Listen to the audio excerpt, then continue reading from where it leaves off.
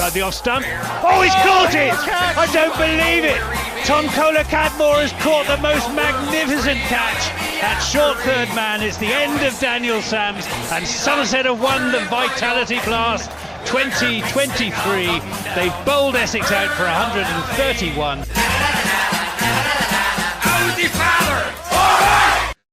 Hello there, you're listening to Always Look on the Bright Side of Life. This is the Somerset Cricket Podcast.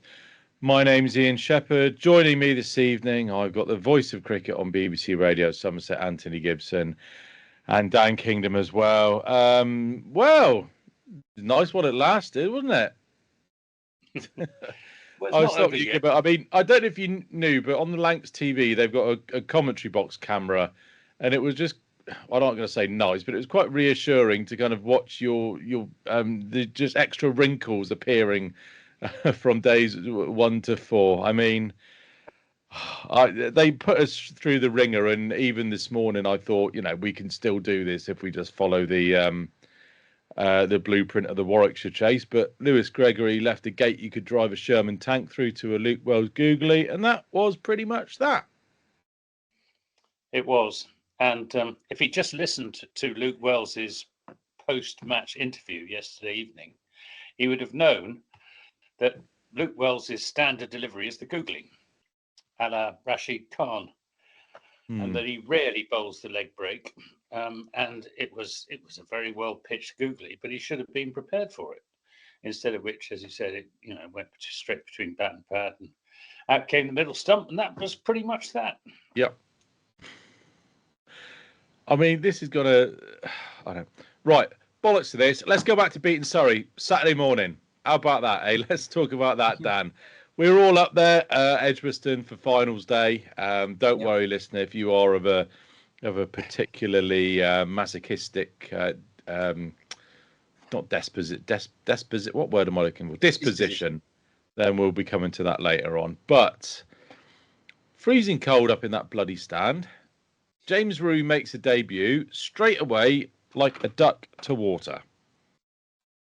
I'm just going to get the scorecard up now. Do you want to take us through what we remember of that first semi? Surrey started like a train, didn't they? And I think we were all a bit worried with the start they had, reaching 69 for 1 off 7.2 overs. But yeah, I think the big moment was getting Pope out and then immediately getting Jamie Smith out. And that pegged them back. And after that, they seemed to struggle. And I think, I haven't looked back at any scorecards, but Laurie Evans coming in at 6 was very odd. I'm not sure what they were thinking there. He's not been in any form. He's been really out of form. That was the explanation. That makes sense. But yeah, I mean, I was still surprised. He's obviously one of the most dangerous batters. But obviously, 22 off 19, obviously, is not great. So yeah, I mean, we kept him down to what seemed to be a manageable score. And I think all the bowlers did really well, didn't they? I mean, Davey 3 for 34, Ball 2 for 34, Gregory 3 for 15, excellent. Van der Merwe as well, only 27 off his 4 overs. So we did a great job with the ball. And then, of course, straight to 7 for 3, which I know.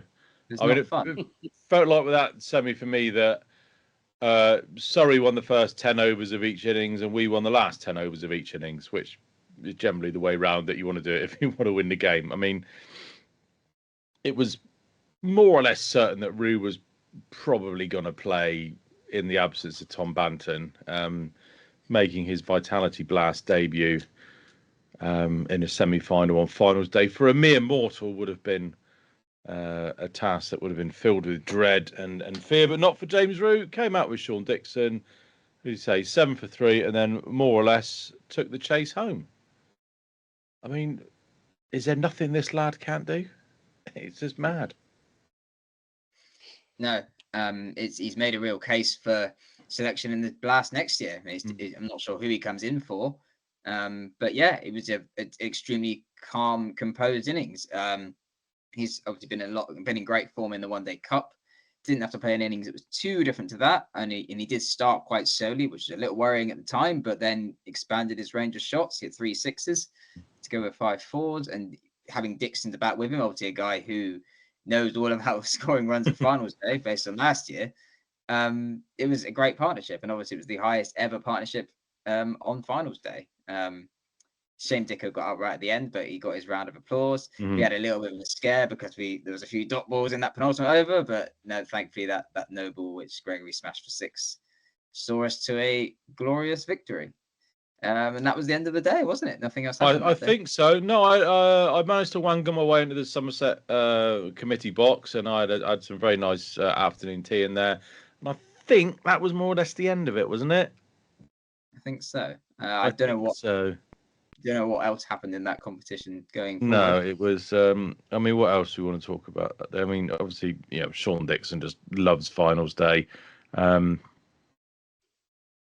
I think we need to give Lewis Gregory's bowling spell a mention because that was the turning point for me.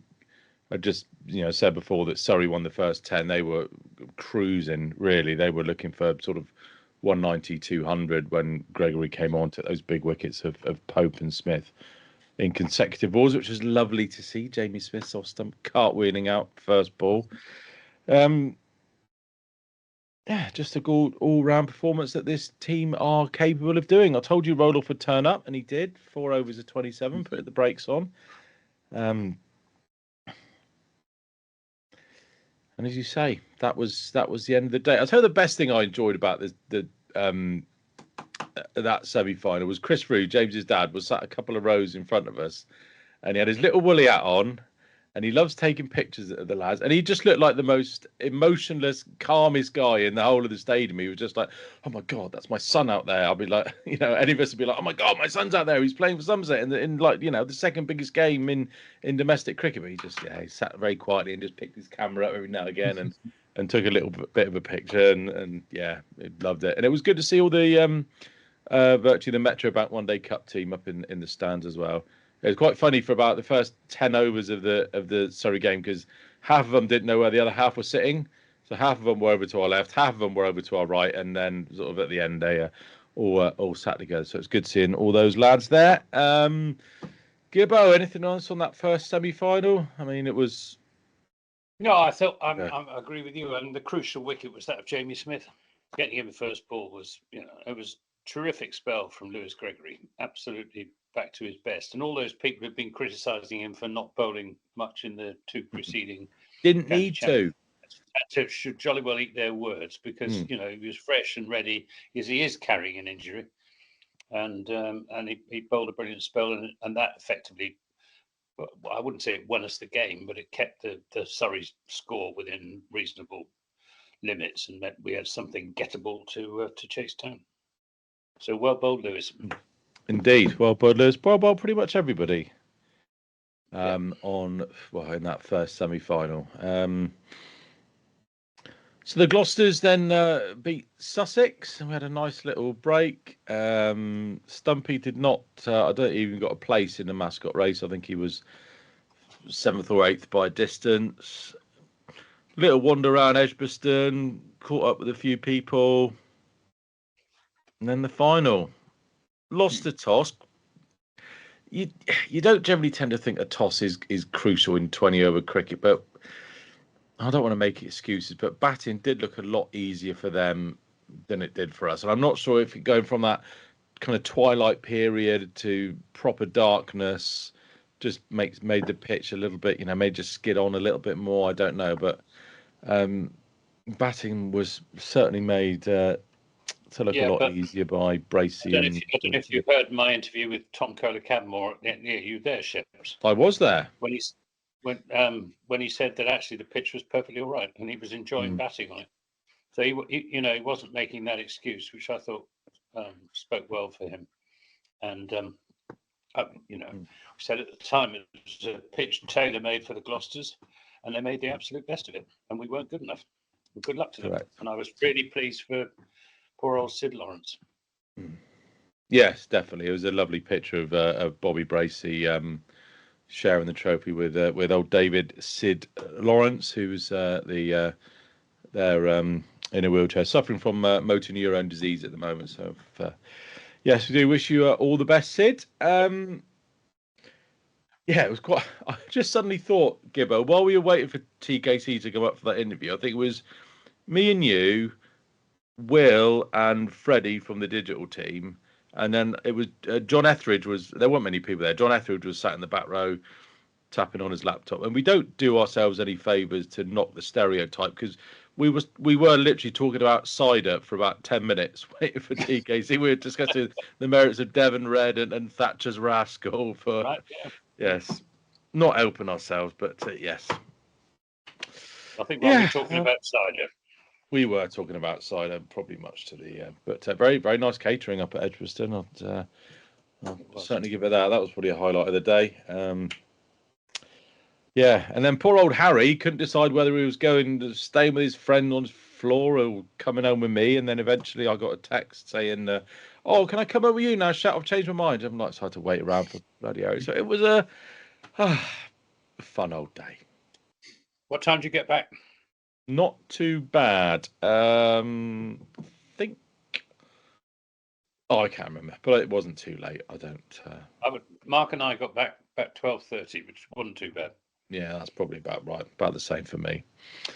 So yeah, happy days. And what time do you get back, Dan? About well, you live about 10 minutes to register, do you? No, 11, 11, 11:15, I think. So yeah, that was nice. Oh well. Yeah, it was as you said, the Gloucester's bowling attack is unbelievable. I mean, they're not big names. They're Payne, Josh Shaw, Matt Taylor, but they are incredibly effective on pitches like that. And they've 3 games, quarterfinal, semi-final, final at Edgbaston, all in similar conditions, and they won them all. I mean, the first one was obviously defending, but the semi-final and final wins were almost exactly the same, keeping the opposition to an unreasonably low score, and then chasing it down with ease. And it shows the merits of obviously of knowing what you need. Because if we had won the toss and bowled, I think we could have chased 150, but I think we probably didn't really know what a good score was, and I think we probably needed at least 150.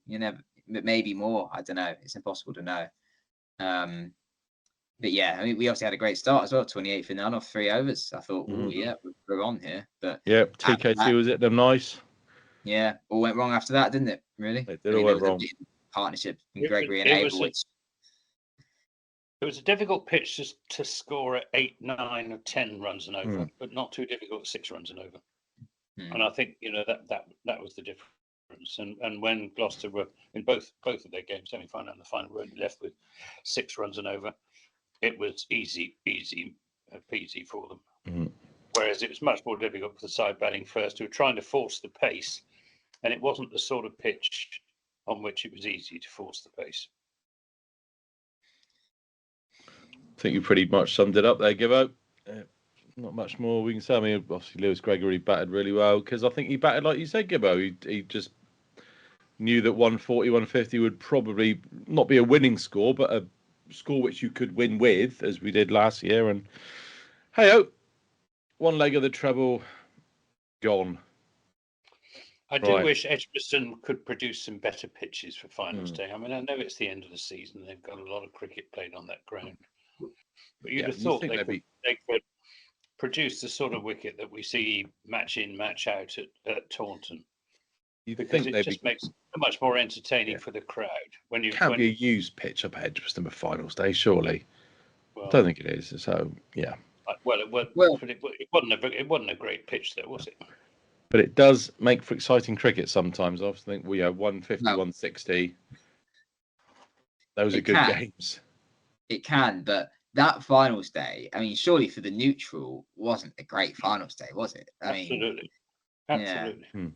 I mean, 2 matches where the team that batted first got 110, 120, and the opposition chased it down with ease. It's not a great spectacle, is it? But it's one of those things. I mean, last year was a great finals day, and that was quite a low-scoring day. And I'm not just saying that because we're Somerset fans. I think that they were all quite close matches last year. So, low scorers can be great, as we know. But yeah, it would be nice just to have a high-scoring finals day one day where it is 200 plays 200. Not every time, but just sometimes, because it's always relatively low-scoring. So.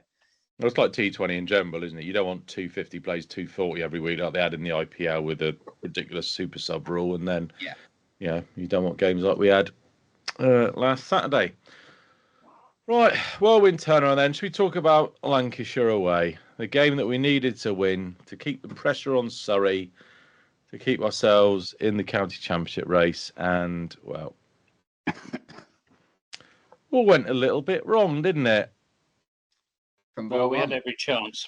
We did have every chance, and that's the frustrating thing. We were probably in 4 or 5 good positions to nail that game, and we didn't. Reminiscent of Southampton in 2019, wouldn't it? Oh, don't. Stop it. Right. Wasn't quite the same. Yeah, no, I know, but I mean, there were certainly twice back in 2019 when we were in a position to win that game. Yeah. And there were twice in this game we were in a position to win it when we were 58 for 1 in the first innings, when we took those early wickets. Well, 3 times probably took those early wickets in the Lancashire second innings, and then when we were 109 for 1 in the second innings. Although I never honestly thought that three on that pitch. It was the first innings being bowled out for 146 after we'd bowled them out for 140. That's what decided the game. Yeah. I mean, let's start with selection. Andy Umeed coming back in for Lewis Goldsworthy to open the batting. I mean, I love Andy Umeed. He's the king of the One Day Cup, but I mean, what the fuck was he playing at? I mean, first ball of the first inning. Okay, anybody can just be a little bit nervous first ball. Probably shouldn't have played at it, but you know. I mean, but what was he thinking second innings? Because it was straight after lunch, wasn't it? We had the delayed lunch on day 3, got the last Lancashire wicket, and then it was lunch, and then we came out straight after lunch. So presumably the batters would have sat together with either Shane Berg or Jason Kerr or whoever and discussed their approach to the run chase.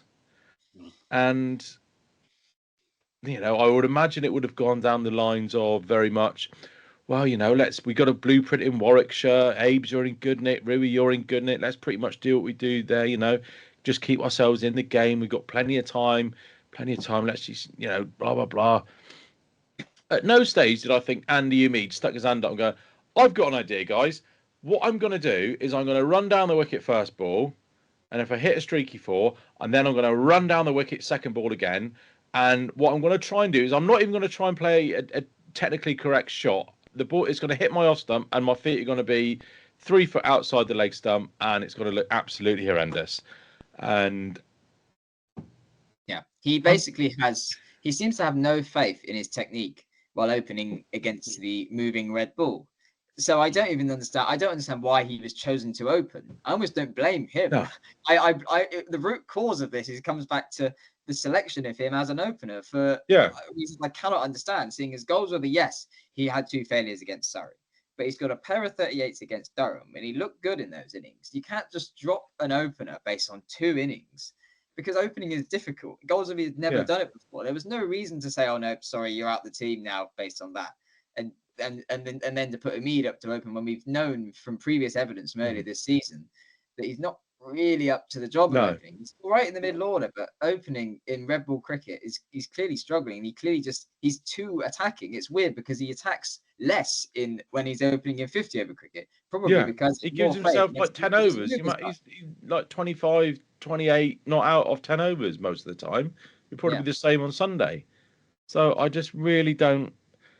I mean, surely defending with a dodgy technique is better than running down the wicket every single ball and trying to yahoo it into next week. I mean, people talk about Bazball, but I don't think Jack Crawley or Ben Duckett play shots like that.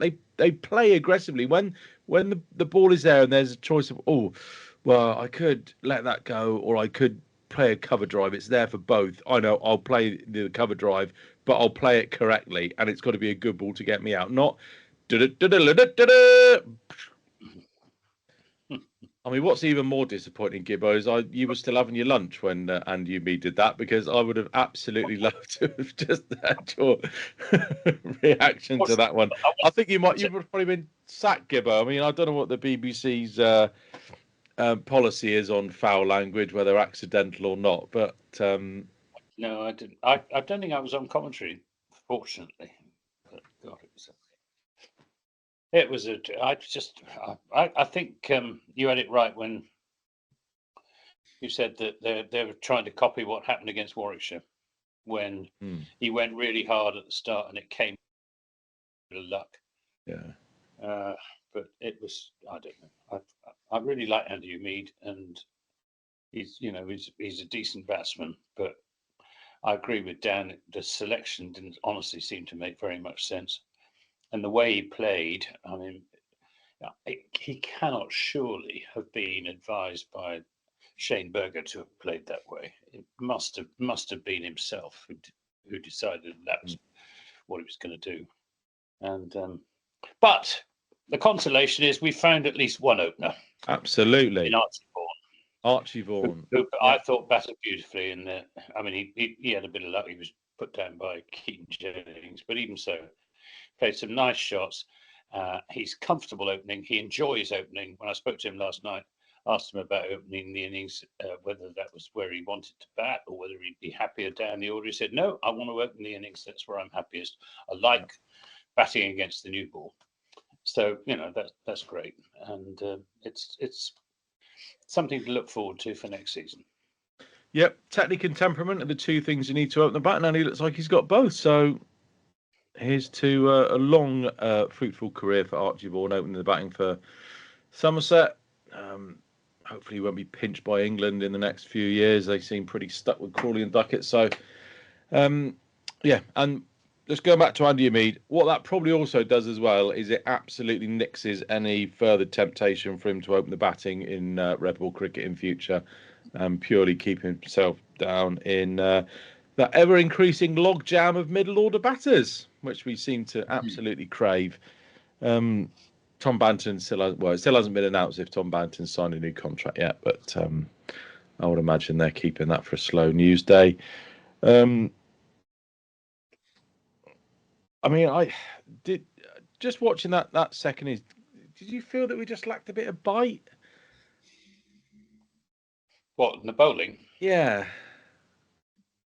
Well, the pitch maybe. did I flatten thought out. Craig Overton was immense. He kept running in. He kept banging it into the pitch, and Lewis Gregory as well. I mean, he bowled over after over after over. They didn't have much luck. We didn't get the rub of the green. Oh yes. And but no, I wouldn't fault. I mean, you have to ask what Brett Randall has brought to the side that Alfie Ogborn wouldn't have done. Or Josh Davey. Even. Or Josh Davey. I mean, Josh Davey, assuming he's fit, he ought surely to have played. It just didn't seem to make any sense at all. Because I think he and Craig Overton on that pitch, bowling in tandem, would have been a real handful, as they've been so often in the past on pitches like that. And I mean, the other thing was Keaton Jennings being dropped off the first ball of the game. Yeah, it was a toughie. I mean, yeah, but Casey normally catches those, doesn't he? It was sort of low, and it was a bit in front of first, slippy, and it was just one of those games when whatever could go wrong did go wrong. Yeah. Steve O'Shaughnessy was asleep. He was looking in the wrong direction. I don't understand how a professional umpire. He wasn't looking at all at what was going on by the stumps. He was looking somewhere else, and that's from a source not in Somerset, but from the other team. Because you're very occasionally, or well, not very occasionally, when you play the level of cricket that I used to play, you get summoned out to do square leg. And pretty soon you learn, after you miss one incident like that you keep your eyes on everything until the batsman's back in his crease. Now, who was it? Was it Bell or Balderson? It was Balderson. Was out of his ground, and he was staying out of his ground. So surely, as a professional umpire of many, many years, you should know. I mean, we're going over. No sense crying over spilt milk, but it was a pretty. What I thought, Saggers at the other end could have given it. Because potentially, it was so blindingly obvious. He was standing a yard and a half out of his crease. Yeah. Anyway, it's no good. It's no, you know. Well, the fake didn't fielding help. as well. That was a joke as well. I mean, why he's given that? I've got no idea. Like Casey started sliding for it. His hand was literally going towards it. He's seen Archie Vaughan coming in and just kind of and pulled pulled out. And Vaughan said, just Yeah, I know, ridiculous. Absolutely. anyway. Ridiculous. What else can we moan about? Let's moan about Tom Curran winding us up on social media. Let's moan about that as well. Let's moan about the Gloucesters putting their silly little tweet up with all pictures from all three of the times they beat us in the Blast. Going, this is the only treble that matters. Enjoy Division 2 with your pitch that gets games called off on it because it's so shit in your crappy, horrible stadium. In playing Division 2 again. I was going to say, like, yeah, they're right. They've won the Blast, but like, you know, that was pretty shitty. Given that we were completely congratulatory to it, and everybody has said that was a really heartfelt moment for a team that really deserved it and is more than a sum of its parts. And well done for keeping it in the West Country, etc., etc., etc. So yeah, whoever Gloucester Zammit can shove that tweet where the sun don't shine.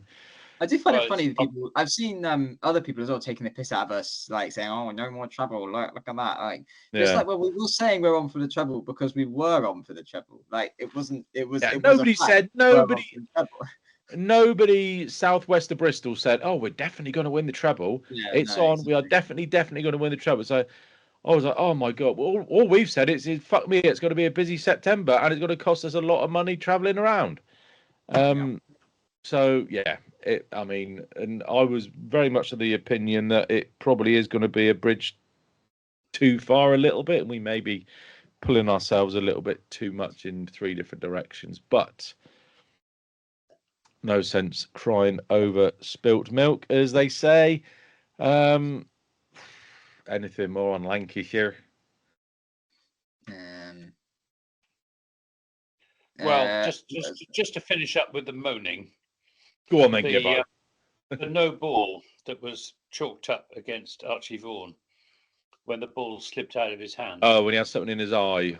I didn't see that, but yeah, it was a bit. It landed outside the cut strip, and O'Shaughnessy, instead of signalling dead ball, which it should have been, signalled no ball. I thought that was just rank bad umpiring. He had no, he pulled out halfway through his action. He didn't complete his action.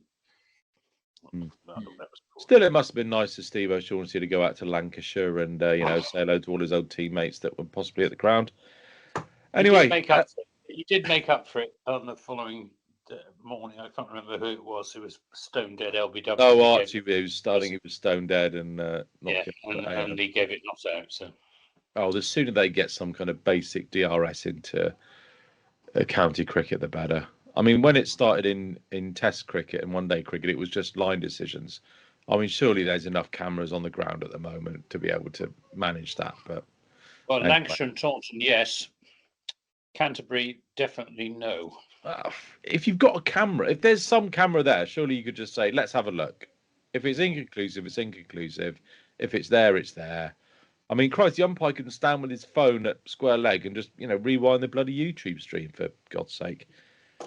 Yeah. Well, anyway, the one thing about that is that overs in county championship are bowled pretty quickly compared to Test matches. But if we have DRS, it could just stretch things out a lot, and the over rate drop. It could just mean that George Balderson was given run out, and we win the county championship. So I'm not really loving your argument, Dan, to be honest.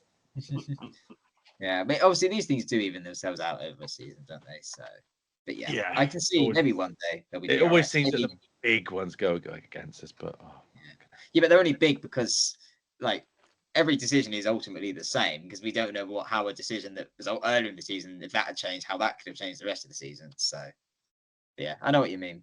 Yeah. Can I just make a couple very quick points about the Lancashire game? Brett Randall, I don't know if that's how you pronounce it, Randall. Yeah, I think it's just unreasonable that we have these expectations on these September signings to just come in and hit the ground running. Randall, I'm sure, is a good bowler. What do you mean hit the ground running? What are we going to do? Give them till fucking November to get their eye in? Yeah, but what I'm saying is that overseas players, like Miguel Pretorius this year, took a few games to really get his eye in. But the problem with signing Randall, he's hardly played for a year. His last first class game, I think, was November last year. And he was meant to come in and bowl us for the title in 3 games. And he's hardly. I don't think he's played much in England either. So he's going to, need to learn what to bowl, what lengths to bowl on English pitches as well. Exactly. We've got previous experience as well, making these short-term signings, and they just don't really work. I'm sure if we had these guys for longer, they would improve because it can take time to acclimatise. But we're just getting guys in, giving them 3 games, they're not doing much. But as Mig showed, it can take a few games to get into a spell as an overseas player. So, I just think we need to reconsider. And as we said, I just don't think he added much that Davey wouldn't have, to be honest. Yeah, I mean, I did the stats, and they're pretty dire. Let's be honest. I mean, I think batters averaging 24 and bowlers averaging 55 or something. Randall's 3 for 71 has brought that down a bit, but probably not by much. So, really, I'd rather have the Brian Rose gate open and the Somerset stand open than deciding in a September overseas, really. Unless it's I think it's fair enough to bring him in as cover. But just because you brought him in as cover... We've got Alfie Ogborn and Ned Leonard as cover. Well, yeah, exactly. It doesn't mean to say you've got to play him every game. You should choose your best seam attack of those available. Correct. He was part of it. Well, speaking of choosing the best seam attack that's available, we have got the third leg of our attempt at the treble, which is now the Metrobank One Day Cup final on Sunday at Trent Bridge against Glamorgan, who are pretty much picking from their full strength side, having not lost many to the 100. I'm not really looking forward to it now. I am looking forward to it. I'll tell you what, Ships, we'll win it jointly. Why? You think it's going to piss down, do you? I can't see it being finished. If you look at the weather forecast, Sunday's bad. It's hard to see it being finished on Sunday, and Monday's worse, which is the result. And if each side can't bat a minimum of 20 overs, it's shared. No, it's improved. Have a look at that.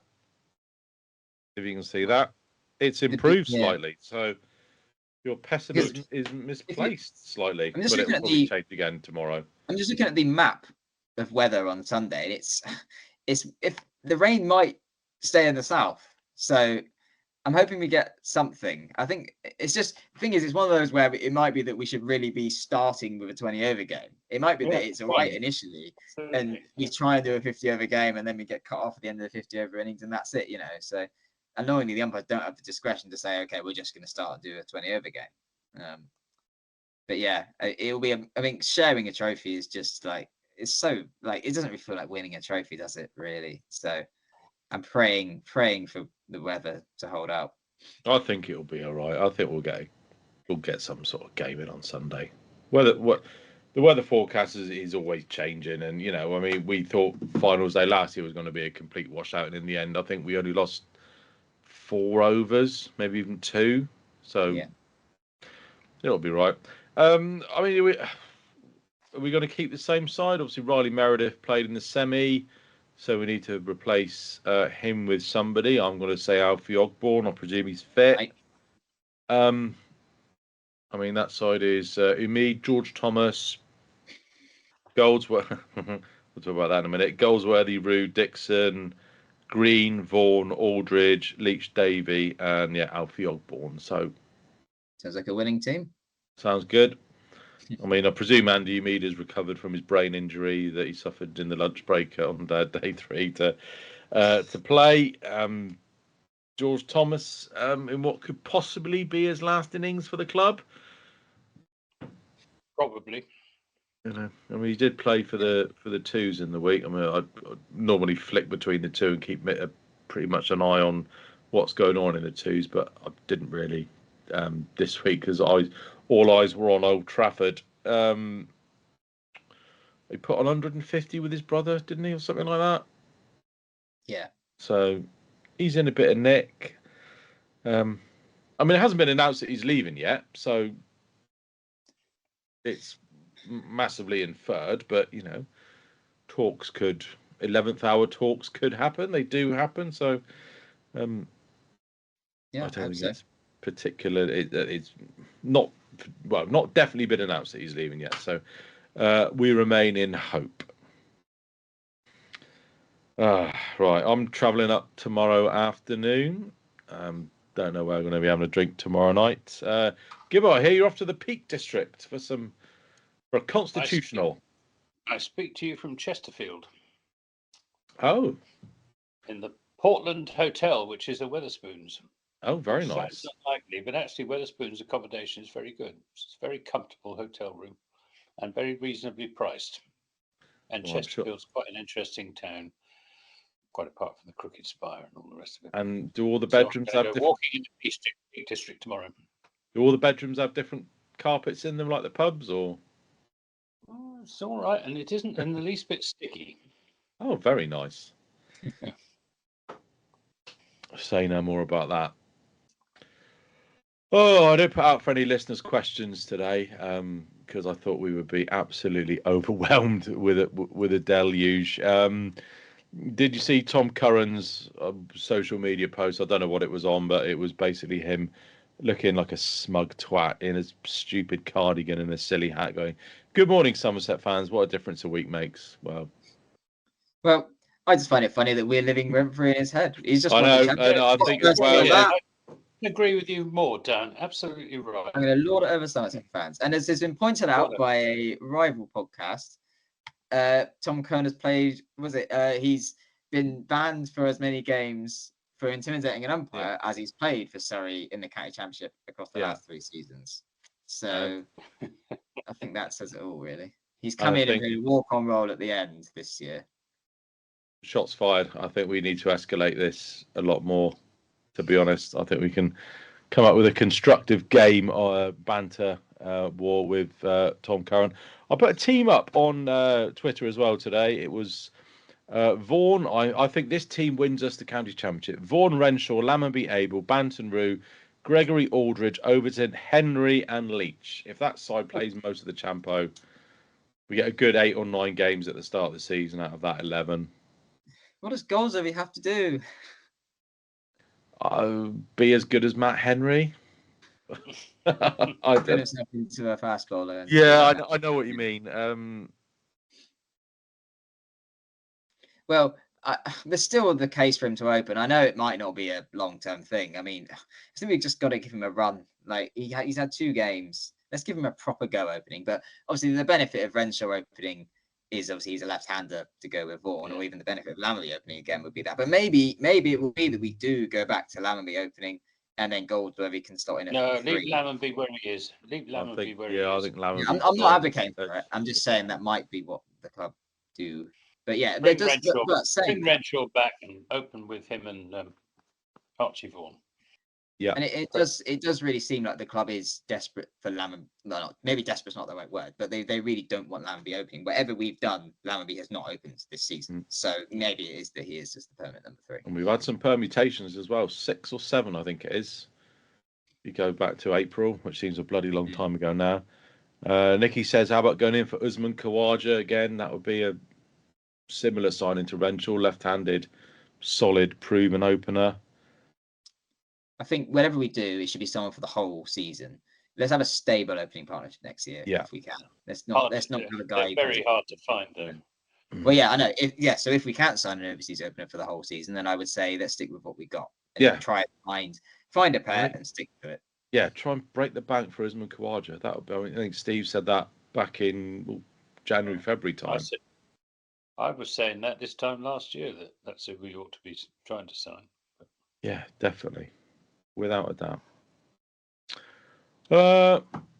Rightio. Are you in Nottingham? Yeah, see. Well, I might see you tomorrow night, Gibbo, if you're out for a pint. I shall be probably at the Vat and Fiddle. Oh, there we go. Be careful, Gibbo. A lot of your groupies listen to this podcast. You'll get overwhelmed. All right. Well, the Vat and Fiddle, which is near the Castle Rock Brewery, which is just across the road, across a couple of roads from the station. Lovely job. Very, very good pub. Right. If we're up there in time, I'll see you there tomorrow night. Right. Anything else? Well, this is the bit where we always mention Western Storm or no, we can't mention Western Storm. They don't exist anymore. That's what I was going to say. Storm. We really need to move this bit to before the any other business because, you know, especially next year now that Somerset women are going to be an actual professional team. And we've now announced our first signing, which is good. And it's obviously completely expectedly, Sophie Luff. It's going to piss me off if Somerset women win the county championship in their first year and it's still taking the men. Like, well, not piss me off, but it would just be like, come on, guys, keep up. Well, that would be quite something. Although they don't, well, I don't know if they're going to have an official county championship. Although it'd be nice though if they play some Red Bull games, as well as the Metrobank and the Vitality Blast, which they're going to play. And obviously, I don't know if you mentioned it previously as well that the county ground is going to host the Knockout Cup Women's Finals Day on the 26th of late May bank holiday next year.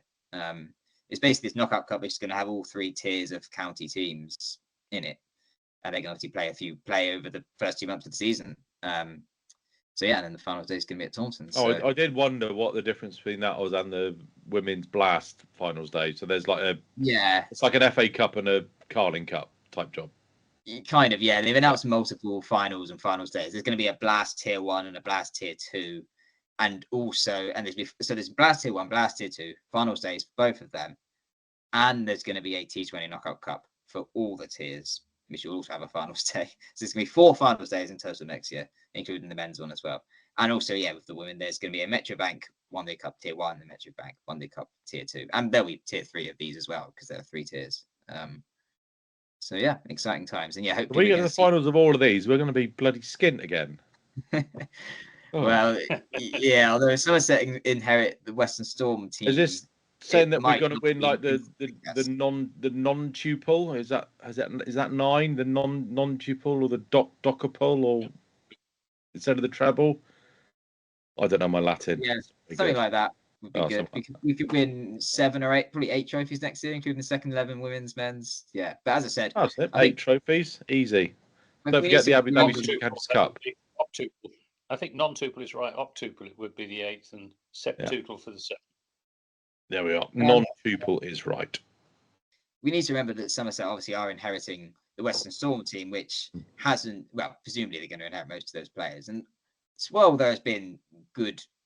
there's been development from some of the players. The Storm have been one of the weaker sides in the regional era, so we can't expect instant success. I think, work needs to be done to bring the players on a bit. I think there's been some of the players just haven't really progressed as much as we'd have liked. And there's other players, for example, Fee Morris, who was at Western Storm, struggled a bit, went to Lancashire and did really well and has done really well straight away for them. So it's a little bit worrying in a way that some players haven't progressed as much as they'd like. Some players have gone elsewhere and done really well, having struggled a bit for Western Storm. So Somerset just needs to review Storm's performance, I think, and just make sure that the right structures are in place, that kind of thing. Because undoubtedly there is talent there, 100%. There's good young talent, some good experienced players. Just review things, get it right, and hopefully we'll see some trophies from them within the next few years. Good stuff. Let's hope we see a trophy from Somerset men in the next few hours. Hope so. Good stuff. Right. Thanks, guys. See you. I'll see you tomorrow, Gibbo. Dan, I'll see you Sunday at Trent See you all at Trent Bridge as well. To... Cheers. All right. Cheers. Bye. Cheers, guys.